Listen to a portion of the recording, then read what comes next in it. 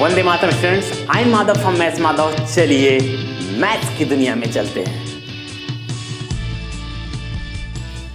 Welcome students, आज class 11th का ये फर्स्ट लेक्चर है।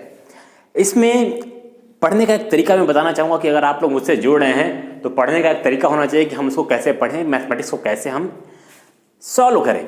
चाहे आप पढ़ने में बहुत तेज हो, मैथमेटिक्स में मीडियम हो या बहुत ही कमजोर हो, डजंट मैटर, इससे कोई मतलब नहीं है। आपने मैथमेटिक्स ले लिया है, आपको पढ़ना है, तो आप अभी से बिल्कुल अच्छी तरीके से लग जाइए। पढ़ने का तरीका हमारा ये होगा कि हम कोशिश करेंगे कि मैथमेटिक्स के हम केवल न्यूमेरिकल्स को सॉल्व ना करें कि एनसीईआरटी को बैठ के सॉल्व कर रहे हैं। हमारा जो है काम यहाँ पर होगा कि मैं आपके कॉन्सेप्ट को क्लियर करूँ और जिससे कि आप न्यूमेरिकल्स को खुद ही सॉल्व कर लें। और देखिए, अगर आप मेरे साथ अगर चलने की कोशिश करेंगे और चलेंगे, और चलना भी चाहिए, तो आपके कॉन्सेप्ट्स मैं क्लियर करूंगा कुछ न्यूमेरिकल्स के माध्यम से, कुछ थ्योरीज के माध्यम से, और आप जो एनसीईआरटी या आर.डी. शर्मा, आर.एस. अग्रवाल की जो बुक्स हैं उसके क्वेश्चंस को आप खुद ही सॉल्व करेंगे। आप ऐसा अगर कर पाते हैं तो अच्छी बात है, नहीं कर पाते हैं तो मतलब कि कहीं ना कहीं कॉन्सेप्ट को समझने में प्रॉब्लम्स है। तो चलिए बिना देरी किए हम लोग चलते हैं अपने पहले टॉपिक पे, सेट्स पर, कि व्हाट इज सेट्स। जैसे ही नाम आया ना सेट, तो सेट वेट का नाम कहीं सुना था? एक तो सेट वेट ही सुना था, बाल वाले में लगा के सेट करते थे, और पता नहीं क्या क्या कि लाइफ सेट हो पाएगी कि नहीं हो पाएगी, पढ़ाई कुछ ऐसा पढ़ाई करोगे लाइफ सेट हो जाए। लाइफ ही सेट नहीं हो रही है, तो तमाम चीज सेट सेट सेट हमने सुना है। लेकिन यहां पर जो सेट लिखा हुआ है स्टूडेंट्स, इस सेट का मतलब, पहले तो इनके जिन्होंने इसको लेकर के आया, मैंने यहाँ पे नाम लिखा उनका, जॉर्ज कैंटर जो एक जर्मन मैथमेटिशियंस थे। इन्होंने इस सेट्स पर काफी डेवलपमेंट किया ना, ट्रिग्नोमेट्रिक जो फंक्शंस था उससे वर्क कर रहे थे, और इन्होंने एक सेट्स का वर्क यहाँ पर दिया, इसको डेवलप किया है। तो डेवलप करने का श्रेय इनको जाता है। तो आप अगर परेशान हो तो इन्हीं से मिलिए, क्लियर है। अब देखिए, सेट्स का मतलब ये हुआ, अगर इसका डेफिनेशन हम देखें तो डेफिनेशन क्या है इसका, जरा मैं एक बार यहाँ पर डेफिनेशन इसको लिख देता हूं, फिर मैं आपको समझाता हूं। तो यहां पर ये सेट्स का एक डेफिनेशन है। डेफिनेशन क्या है, इसी के थ्रू हम सेट्स को अच्छी तरीके से समझ जाएंगे। लिखा हुआ, a well defined collection of an object. मतलब कि सेट्स कहीं पर भी लिखा हुआ आपको आए ना, तो इसका मतलब सीधा समझना कि ये किसी कलेक्शन की बात हो रही है। कलेक्शन करते थे ना, जैसे किसी ने कपड़े का कलेक्शन कर लिया, किसी ने बुक्स का कलेक्शन करने का शौक होता है, किसी को पेन का कलेक्शन करने का शौक होता है, तमाम चीजें दुनिया में हैं, वो कलेक्शंस करते हैं, जुटाते हैं चीजों को। इसी तरीके से सेट भी क्या है, कलेक्शन है। जैसे कई बार सुनते हो ना, डिनर सेट में क्या होता है, मतलब डिनर करने वाली जो जो चीजें हैं, प्लेट हो, चम्मच हो, स्पून हो, ठीक है, ग्लासेस हैं, इन सब का एक सेट, तो हम बोलते हैं डिनर का एक सेट है। मतलब कि है डिनर का सेट, लेकिन डिनर सेट के सेट के अंदर बहुत सारी अलग अलग चीजें हैं। वैसे ही यहां भी सेट का मतलब कलेक्शन। अगर सेट दिमाग को अपसेट कर रहा हो तो दिमाग में रखना कि सेट का मतलब कलेक्शन, जहां भी सेट बोले वहां कलेक्शन। अगर कलेक्शन है तो कुछ चीजें होंगी उसके साथ। आइए जरा देखते हैं कि कलेक्शन है क्या। अब यहां पर हम कोई भी चीज कलेक्ट करते हैं, कुछ भी चीजें, तो हम उसको सेट के अंतर्गत नहीं रखेंगे। क्लियर है? कहोगे सर फिर बताओ, सिंपल सा हम कलेक्शन करते थे, इसको मैथ की बुक में लाने का क्या मतलब था? हर चीज जो भी हम करते उसको मैथमेटिक्स में लाने का क्या मतलब है? सही बात है यार, मैं भी तुम्हारे पक्ष में हूं कि हर चीज को मैथमेटिक्स में, चलो कोई बात नहीं। यहां पर इसका सीधा सा मतलब है, a well defined collection of an object. Collection है, ठीक है, कलेक्शन किसका? ऑब्जेक्ट का। देखो, एक एक चीज को जरा ध्यान से समझते हुए चलना। यहां लिखा हुआ ऑब्जेक्ट, तो दिमाग में ये नहीं आना चाहिए कि केवल कोई ऑब्जेक्ट होगा। जैसे कि ऑब्जेक्ट का नाम सुनते दिमाग में आता है ना कि ऑब्जेक्ट कोई पेन होगा, क्लॉथ हो सकता है, बुक्स हो सकता है, कोई मटेरियल वाली चीजें हो सकती हैं जो ऑक्युपाई स्पेस, कोई स्पेस अगर घेरता है तो वो ऑब्जेक्ट है वो। तो यहां पर ऑब्जेक्ट को केवल उतना ही मत लेना, ऑब्जेक्ट वो सारी चीजें तो है ही हैं। साथ में अगर मैं बोलूं कि natural number, odd numbers, even number, मतलब दुनिया में जितने भी नंबर्स हैं, real numbers, irrational numbers, rational numbers, complex numbers, ये सारे नंबर्स की भी जब हम बात करेंगे ना तो वो भी एक ऑब्जेक्ट होगा। क्लियर है? मैं बोलूं कि इवन नंबर का कलेक्शन, मतलब इवन नंबर का सेट, तो वो भी एक कलेक्शन ही तो है। उस नंबर को हम क्या बोलेंगे, उसको भी हम बोलेंगे ये ऑब्जेक्ट है। तो इसको दिमाग में रखना। अब वो जो कलेक्शन है तुम्हारा, वो वेल डिफाइंड होना चाहिए, ये चीज मेन है। कलेक्शन तुम्हारा वेल डिफाइंड होना चाहिए। अगर कलेक्शन वेल डिफाइंड नहीं है तो उसको हम सेट नहीं कहेंगे। अगर है तो सेट है। जैसे अब ये वेल डिफाइंड है कि नहीं है, कौन सा स्टेटमेंट या कौन सी चीज वेल डिफाइंड होगी, कौन सा कलेक्शन वेल डिफाइंड होगा, कौन सा नहीं होगा, उसको जरा हम कुछ क्वेश्चन से देखते हैं। आपके एनसीईआरटी में जो फर्स्ट पॉइंट 1.1 जो एक्सरसाइज, उसका पहला ही जो क्वेश्चन है उसमें आपको यही बताना है कि ये जो स्टेटमेंट लिखा हुआ है वो सेट्स है या नहीं है। तो कौन सी चीज वेल डिफाइंड है, कौन सी चीज वेल डिफाइंड नहीं है, तो मैं एक एग्जांपल से दोनों को जरा क्लियर करता हूं, फिर बहुत सारे एग्जांपल्स लेंगे जिससे हम उनको और अच्छी तरीके से क्लियर करेंगे। जैसे मैं दो चीजें बोलूं, पहली चीज मैं बोलूं 1 ईयर में collection of the months in 1 year, मतलब कि एक साल में आने वाले सभी महीनों का मंथ का कलेक्शन। तो कौन कौन से मंथ्स आते हैं एक साल में? जनवरी, फरवरी, मार्च, अप्रैल, मई, जून, जुलाई, सितंबर, ये आते हैं ना सभी के लिए। ठीक है, तो सब किसी से मैं पूछूंगा सबका जवाब सेम होगा, यही होगा, फिक्स है, ये वेल डिफाइंड है, ये 12 महीने डिफाइंड है ना पूरा अच्छी तरीके से। तो हमने बोल दिया कि ये वेल डिफाइंड है। फिर मैंने बोला कि 1 से लेके 50 के बीच में नेचुरल नंबर्स, तो सबके सब नेचुरल नंबर्स हैं, ये भी डिफाइंड है। मैंने बोला कि 1 से लेके 50 के बीच में इवन नंबर्स, तो ये बताओ इवन नंबर में आपसे पूछूं, मिस्टर ए से पूछा, बताओ 1 से लेके 50 के बीच में इवन नंबर्स कौन कौन से हैं, उसको काउंट करो। 1 से लेके 50 के बीच में इवन नंबर्स कौन कौन से? मिस्टर बी से पूछा, मिस्टर सी से पूछा, सबका जवाब क्या होगा? सेम होगा, अलग तो नहीं ना होगा। लेकिन अगर मैं ये पूछ दूं आपसे, mister A B C D जिससे भी मैंने अभी क्वेश्चंस किया था, उन्हीं से ये बोलूं कि आपके top best favourite leaders, best favourite leaders, मतलब फेवरेट छोड़ दीजिए, मैं बोलूं कि इंडिया के बेस्ट टॉप 5 लीडर्स का नाम बताओ, तो हो सकता है मिस्टर ए टॉप में मुलायम सिंह यादव को रख दे, सपाई थे वो, उन्होंने कहा yes yes Mulayam Singh Yadav is the best. किसी ने बोला नहीं नहीं नहीं, मिस्टर बी से पूछा, उसने बोला नहीं Rahul Gandhi is the best. Mister C से पूछा, उसने बोला नहीं मोदी से बेस्ट कौन होगा, Modi is the best, is our best. अब ऐसे करते किसी ने मायावती को बेस्ट बताया, किसी ने ममता बनर्जी को बेस्ट बताया, सबके अपने अलग अलग बेस्ट हैं। मतलब यहां पे कोई क्राइटेरिया नहीं है कि कौन टॉप 5 में बेस्ट होगा, नहीं है ऐसा कोई क्राइटेरिया, क्योंकि वो वेल डिफाइंड है ही नहीं। मैं किसी से बोल दूं कि इंडिया के सबसे अच्छे 5 एक्टर्स के नाम बताइए टॉप, तो क्या ये डिफाइंड है? क्या ऐसा आप कह सकते हैं कि अगर मिस्टर ए से भी पूछूं, बी से पूछा, सी से पूछा, सबका जवाब सेम होगा? नहीं होगा ना, सबका जवाब डिफरेंट होगा। तो ऐसे आप इसको एक ऐसे समझ सकते हो कि अगर किसी भी चीज, किसी भी क्वेश्चंस का आंसर डिफाइंड नहीं है, डिफाइंड भी कैसा? वेल डिफाइंड, मतलब कि सबका जवाब सेम होना चाहिए लगभग, तब तक वो सेट नहीं कहलाएगा। तो इसी पे हम कुछ क्वेश्चंस लेते हैं, उसके थ्रू हम समझ जाएंगे कि हमारा जो सेट्स है वो वेल डिफाइंड है कि नहीं है, हमारा जो कलेक्शन है वो वेल डिफाइंड है कि नहीं है। तो आई हैव सम क्वेश्चंस। तो यहां पर जरा मैं क्वेश्चंस को पढ़ता हूं और आप लोग जरा दिमाग लगाइएगा, बहुत ही आसान है। आपका एक कॉन्सेप्ट जब क्लियर हो जाएगा ना एक बार को, तो आप देखते ही पढ़ते ही समझ जाओगे कि अच्छा से कलेक्शन अच्छा नहीं, अच्छा छोड़ो, मतलब कि वेल डिफाइंड नहीं है और ये सेट्स नहीं है। जैसे पहला क्वेश्चन लिखा हुआ है, a collection of all natural numbers less than 50, मतलब कि एक हमें कलेक्शन करना है, किसका? नेचुरल नंबर्स का। कैसा? लेस देन 50, 50 से छोटा नेचुरल नंबर। तो 1 से लेकर के 49 तक जाएंगे, 50 से छोटा हो गया ये। अब ये बताओ, अगर मिस्टर ए से पूछूंगा तो वो भी 1 से लेकर 49 तक कलेक्शन करेंगे, सब के सब 1 से 49, 1 से 49, मतलब कि 1 से 50 के बीच में नेचुरल नंबर्स जो है वो वेल डिफाइंड है वो।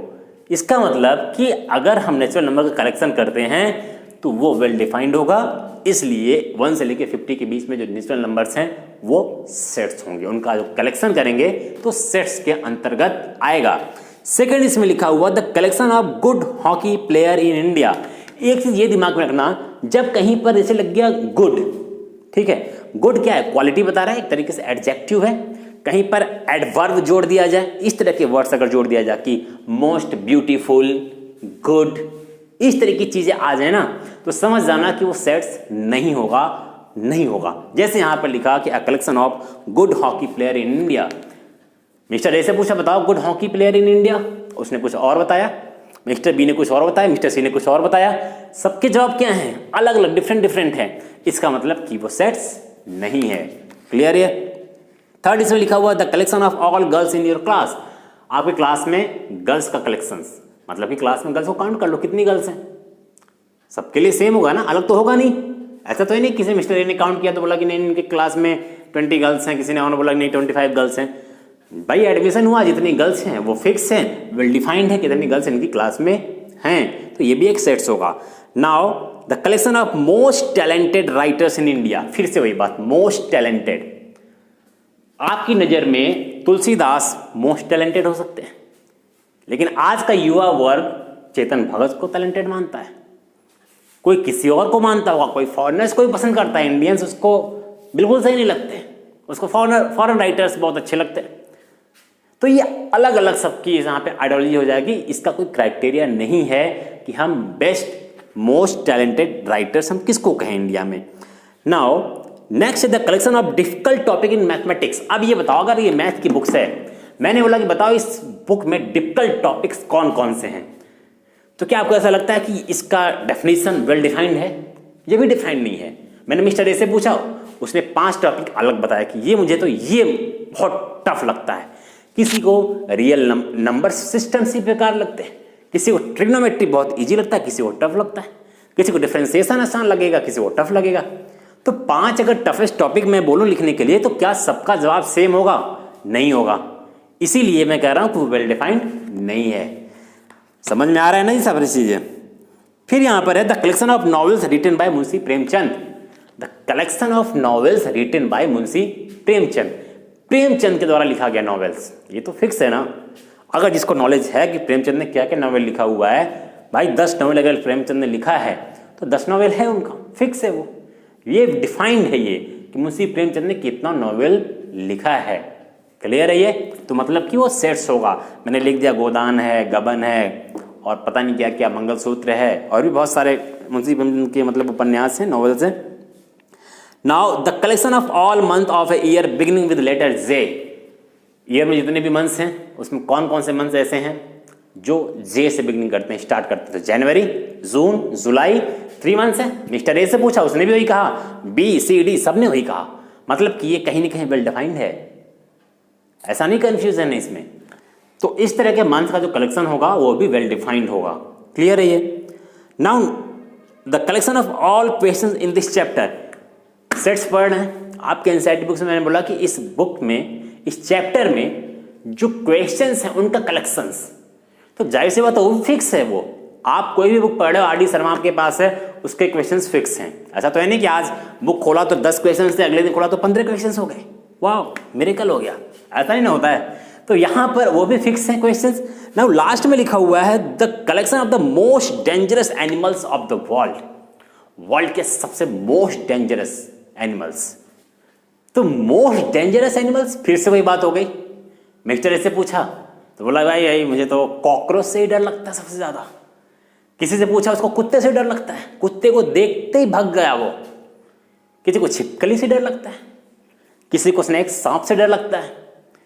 शेर तो कभी सामने आया नहीं तो समझ ही नहीं आ रहा डर लगता है कि नहीं लगता है उसको, हमेशा बस ऐसे ही खौफ है कि हाँ डरना चाहिए, ऐसे खतरनाक है। बहुत सारे ऐसे ऐसे विषैले विषैले सांप हैं, सब डिस्कवरी में देखते रहते हैं लोग। लेकिन डर की कोई वो एक, अगर मैं बोलूं कि 5 लिस्ट बनाओ जानवरों का जिसे तुम्हें डर लगता है, most dangerous in the world है, तो सबके क्या होंगे? टॉप 5 में अलग अलग एनिमल्स के नाम होंगे। तो इसका मतलब कि वो भी वेल डिफाइंड नहीं है। अगर डिफाइन होता तो सब जो 5 नाम लिखते हैं, तो मैं भी वही नाम लिखता, तुम भी वही 5 नाम लिखते, वो भी वही 5 नाम लिखते, सबके सबके नाम क्या होते? इक्वल, सही होते। तो यहाँ पे लास्ट में फिर लिखा the collection of the prime integers.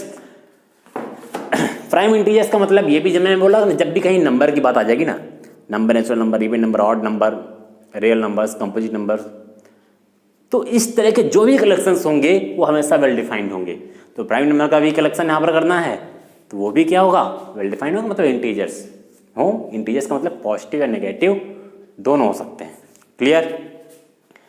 Now next जो यहाँ पर हमें पढ़ना है, ये तो डेफिनेशन हो गया, और डेफिनेशन के साथ साथ हमने एक क्वेश्चन एनसीईआरटी का यहाँ पर कंप्लीट कर लिया।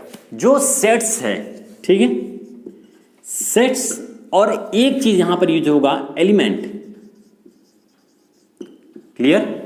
सेट्स को हमेशा हम कैपिटल लेटर में डिनोट करते हैं, किसमें? कैपिटल, और एलिमेंट्स को स्मॉल लेटर में डिनोट करते हैं, लेकिन इसको कई जगहों पर हम बड़े लेटर में भी लिख देते हैं, स्मॉल में तो लिखते ही हैं, तो इसमें बहुत ज़्यादा कंफ्यूजन नहीं लेना है। सेट्स को हमेशा कैपिटल लेटर में लिखेंगे। अब ये समझो दिमाग में, ये चीज़ मेन दिमाग में रहे कि सेट्स को हमेशा कैपिटल में लिखते हैं, ये कैपिटल स्मॉल दोनों में दिख जाता है किताबों में, तो कोई दिक्कत की बात नहीं है। तो अब हमें दिमाग में ये रखना है कि सेट्स को आखिर लिखने का तरीका क्या है। लिखने का तरीका हम लोग नेक्स्ट वीडियो में पढ़ेंगे, लेकिन अभी यहाँ पे हल्की सी झलक उसको देख लेते हैं कि कैसे हम सेट्स को लिखते हैं। देखो, जैसे मान लो कि हम एक सेट्स यहाँ पर लिख रहे हैं, एक वॉवेल नंबर का कलेक्शन करना है हमको, तो हमने वॉवेल नंबर खोजा कि कौन कौन से वॉवेल नंबर्स हैं। तो एक है ए, एक है ई, एक है आई, ओ और एक है यू, इतने नंबर्स हैं। तो जब भी हम कलेक्शन लिखते हैं कहीं पर ना, तो उसको कॉमा के साथ लिखते हैं, कॉमा कर दिया, कॉमा लगा दिया, कॉमा लगा दिया, कॉमा लगा दिया। अब जब भी हम कलेक्शन करेंगे कहीं पर इसको रखेंगे, तो कहां पर रखेंगे इसको हम लोग एक कर्ली ब्रैकेट में, बॉक्स में रख दिया हमने। जब भी हम एलिमेंट्स को लिखते हैं, ये सब के सब एलिमेंट्स, जो बॉक्स के अंदर जो भी चीजें हैं सब के सब एलिमेंट्स हैं। अभी मैंने लिखा ना कि एक सेट्स होता है और एक एलिमेंट्स होता है, तो ये एलिमेंट्स हैं। अब सेट्स कहां पर लिखेंगे, हमें पता है ये सारे के सारे जो एलिमेंट दिख रहे हैं सब क्या हैं, वॉवेल हैं। तो वॉवेल को हमने शो कर दिया वी से। ये तुम अपने मर्जी से ए से लेके जेड तक के बीच में कुछ भी ले सकते हो, इसमें कोई वो नहीं है। लेकिन हम ऐसा कोई लेटर लेते हैं ना जिससे मुझे याद रहे कि हाँ हमने वी लिखा था, किस वजह से लिखा था हमने, तो हमने यहां पर वी लिख दिया, वी इक्वल टू दिस। ये पूरा सेट्स को लिखने का तरीका है। तो ये देखो, ये जो वी शो कर रहा है ना, ये सेट्स हमारा। क्यों सेट्स है, हमने बोला कि ये जो कलेक्शन है ये वॉवेल्स का कलेक्शन है ना, वॉवेल्स का कलेक्शन है, तो वॉवेल्स का सेट है पूरा ये। अब इस सेट के अंदर कौन कौन से एलिमेंट्स हैं, तो 1 2 3 4 5 एलिमेंट्स हैं, ए है, ई है, आई है, ओ यू, ये एलिमेंट्स हो गए अलग अलग। सेम ऐसे ही मान लो, केवल यही नहीं, इंडिया में इतने रिवर्स हैं, मैंने लिखा रिवर्स को लिख दिया आर, और रिवर्स का कलेक्शन करना हमें, तो कुछ रिवर्स लिखते हैं 5 रिवर्स, 4-5 रिवर्स। मैंने लिखा पहली रिवर्स है गंगा, दूसरी यमुना, राप्ती, कावेरी, गोदावरी, ऐसे करके लिख दिया। और यहां मैंने बताया था कि इसको हम हमेशा एक कर्ली ब्रैकेट में लिखते हैं, ब्रेसेस बोल सकते हैं इसको। तो ये भी क्या हो गया, कलेक्शन हुआ। अब ये जो पूरा है ये एक सेट है, ये किस चीज का सेट है, ये सेट है रिवर्स का, इसीलिए हमने क्या किया, इसको कैपिटल आर में लिख दिया। यहाँ देखो, यहाँ छोटे बड़े में कुछ भी कर सकते, कोई दिक्कत की बात नहीं है। ये हमारा जो ब्रैकेट के अंदर एक कलेक्शन है, किसका कलेक्शन है, रिवर्स का कलेक्शन है। हमने 1 2 3 4 5 रिवर्स का नाम यहाँ पर लिखा है। यहाँ पे नाम कुछ भी हो सकता है, क्लियर है, ये एलिमेंट्स है। चलो ठीक है, तो इतना तो समझ में आ गया आपको कि हम कैसे सेट्स को लिखते हैं। मान लो एक सेट्स में यहाँ पर लिखता हूं और एक साइन यहाँ पर आएगा, ये इस तरीके से एक साइन आप लोगों ने पढ़ा होगा या देखा होगा। इस तरीके का साइन देखा कभी, इस साइन को बोलते हैं एप्सिलॉन, एप्सिलॉन बोलते हैं इसको। और इसी का जो यहां पर हम नाम यूज करेंगे, इसको पढ़ेंगे हम बिलोंग्स टू, मतलब अभी के लिए समझो बिलोंग्स टू। अगर इसी को हमने क्या किया, जो साइन है इसको ऐसे कट कर दिया हमने, तो इसको क्या पढ़ेंगे, इसको पढ़ेंगे does not belong to. Clear है ये, डज नॉट बिलोंग टू। अभी मैं समझा रहा हूं इसका यूज कहां पर करना है। देखो साइन तो समझ में आ गया ना, एप्सिलॉन बोल सकते हो, एप्सिलॉन बोला नहीं है, बस साइन का नाम है ये है। इसको, इस साइन को बोलेंगे बिलोंग्स टू। अगर बिलोंग नहीं करता है तो does not belong to, cut कर देंगे एप्सिलॉन को। सिंपल सा है, एकदम सस्ता सा है, छोटा सा है, बच्चा सा है। अब यहां पर मैं एक सेट्स लिखता हूं, अब उसको देख के हम देखेंगे कौन किससे बिलोंग करता है। बिलोंग कौन समझते हो ना, कि हम कई बार पूछते हैं ना कि आप कहां से बिलोंग करते हो, तो बताते हो ना अपना नेटिव प्लेस बताते हो, जहां आपका घर है, गांव है, जहां पैदा हुए हो। सेम वैसे यहां भी बिलोंग का मतलब है, ज्यादा कोई अलग बात नहीं है यहां पर। जैसे मान लो एक सेट में लिखता हूं, एक नेचुरल नंबर का सेट्स लिखता हूं, ठीक है। देखो n इक्वल टू, मैंने बताया ना कैपिटल लेटर में डिनोट करते हो, इधर ऐसे ब्रैकेट बनाया ऐसे करली वाला, और यहाँ कुछ नंबर्स लिखते हैं, नेचुरल नंबर 1। देखो जीरो से नहीं लिख सकते ना, क्योंकि जीरो नेचुरल नंबर नहीं है। जीरो क्या है, होल नंबर के उसमें आ जाता है। 1 2 3 4 5, मान लो इतने नंबर लिखा हमने। क्लियर? ये एक सेट है। किसका सेट है? नेचुरल नंबर का सेट है, कह सकते हो ना। और ये सब उसके क्या हैं? ये एलिमेंट्स हैं। ये सब के सब क्या हैं? ये उसके एलिमेंट्स हैं। क्लियर? या उसके मेंबर्स हैं। एलिमेंट भी बोल सकते हो, उसके मेंबर भी बोल सकते हो कि ये नेचुरल नंबर एक घर है जिसके ये मेंबर हैं। जैसे मान लो कि कोई फैमिली ले लेते हैं, मान लो कि कोई मिश्रा जी के, पांडे जी की, दुबे जी के या तिवारी जी की किसी की फैमिली है। ठीक, तो कई बार देखते हो ना, लिखते तिवारी फैमिलीज, तो तिवारी फैमिलीज है। तिवारी फैमिली को हमने टी से डिनोट कर दिया। क्लियर? कि तिवारी की फैमिली में कौन कौन से लोग हैं, एलिमेंट्स हैं, मेंबर्स हैं। तो हमने मान लिया तिवारी जी की फैमिली में रवि है, कॉमा लगा के लिखते हो ना, श्याम है, कॉमा राम है, कॉमा बलराम है। क्लियर? हमने एक फैमिली के ये एलिमेंट्स का नाम लिख दिया। तो ये भी क्या है? सेट्स ही हैं। और इस तिवारी फैमिली एक सेट है। उस तिवारी फैमिली की ये सब क्या है? अलग अलग मेंबर्स हैं। तो ये भी एक सेट है। क्लियर? ये अब ये बताओ, अभी जो हमने साइन बनाया था ना, एप्सिलॉन का साइन बनाया था, उसी का यूज हमें यहां पर करना है। तो देखो कैसे होगा उसका यूज। अगर मैंने ये कहा इसे इरेज कर दो ना ऊपर, चलो इन दोनों को देख कर करेंगे, दोनों पर ही हम लेंगे। जैसे यहां पे मैं बोल दूं कि यहां जो नंबर्स हैं, मैं बोलूं क्या 2 नेचुरल नंबर्स के सेट में बिलोंग कर रहा है कि नहीं कर रहा है। तो हमने बोला कि yes 2 belongs to n। Clear? मतलब कि 2 नेचुरल नंबर में बिलोंग कर रहा है। मान लो कि मैंने इसी जगह लिख दिया कि क्या 6 इस नेचुरल नंबर के सेट से बिलोंग कर रहा है। तो जरा देखो क्या इस सेट में 6 है? नहीं है। नहीं है तो ये मत सोचना कि नेचुरल नंबर पूछा है तो नेचुरल नंबर है तो मैंने लिख दिया यस बिलोंग्स टू। हमने जो सेट जो कलेक्शन किया है वो केवल 5 तक ही किया है। तो 6 जो है इस नेचुरल नंबर के सेट में बिलोंग नहीं कर रहा है। तो लिखेंगे 6 does not belongs to n। Clear है ये? सेम ऐसे मान लो इसको देख लो। अगर मैं यहां पे बोलूं कि जो श्याम है, कि क्या श्याम